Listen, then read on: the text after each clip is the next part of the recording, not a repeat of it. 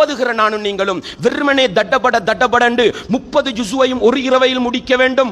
ஆசைப்படாதீர்கள் சகோதரர்களே, ஆசைப்படாதீர்கள் சகோதரர்களே. நபிகளார் ஸல்லல்லாஹு அலைஹி வஸல்லம் அவர்கள் நபித்தோழர்களை பார்த்து கேட்டார்கள், உங்களில் ஒருவருக்கு ஒரு இரவையில் முழு குர்ஆனை முடிக்க முடியுமா என்று கேட்ட பொழுது ஒட்டுமொத்த நபித்தோழர்கள் அபூபக்கர், உமர், உஸ்மான் ரலியல்லாஹு அன்ஹும் எல்லா நபித்தோழர்களும் என்ன சொன்னார்கள்? எங்களில் யாருக்குத்தான் முடிக்க முடியும் என்று கேட்டார்கள். முஸ்லிமிலே வரக்கூடிய பலமான அறிவிப்பு சகோதரர்களே. அப்பொழுதுதான் அல்லாஹ்வுடைய தூதர் சொன்னார்கள், நீங்கள் குல் ஹுவல்லாஹு அஹதை 3 தடவை ஓதுங்கள், 3இல் ஒரு பகுதி ஓதிய நன்மை கிடைக்கும் என்றார்கள். அல்லாஹ்வுடைய தூதர் இதைத்தான் காட்டிக் கொடுத்தார்கள். முழு இரவையிலும் அல் குர்ஆனை ஓதுவதா? அது நபிகளாருடைய வழிகாட்டல் அல்ல.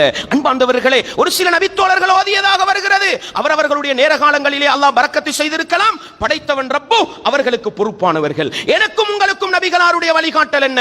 அப்துல்லாஹ் இப்னு அம்ர் இப்னு ஆஸ் ரலியல்லாஹு அன்ஹு இளைஞனாக இருந்தார்கள், வாட்ட சாட்டமாக இருந்தார்கள். வந்து சொன்னார்கள், அல்லாஹ்வின் தூதரே, நான் ஒரு இரவையில் அல்ல ஒரு நாளில் ஒரு குர்ஆனை முடிக்க வேண்டும். அல்லாஹ்வுடைய தூதர் வேண்டாம் என்றார்கள். சக்தி இருக்கிறது, வேண்டாம் என்றார்கள். அவருக்கு காட்டிக் கொடுத்தது என்ன? 30 நாளைக்கு ஒன்று முடி, 30 நாளைக்கு மாசத்துக்கு கொண்டு. நபியே சக்தி இருக்கு, சக்தி இருக்குதா? 15 நாளைக்கு ஒன்று முடி. நபியே சக்தி இருக்கிறது, 7 நாளைக்கு ஒன்று முடி. அதை விட நீ வலா தஸித் அலா தாலிக 7 நாளைக்கு குறைஞ்ச நாளையில குர்ஆனை முடிக்க வேண்டாம் என்றார்கள். அல்லாஹு அக்பர்.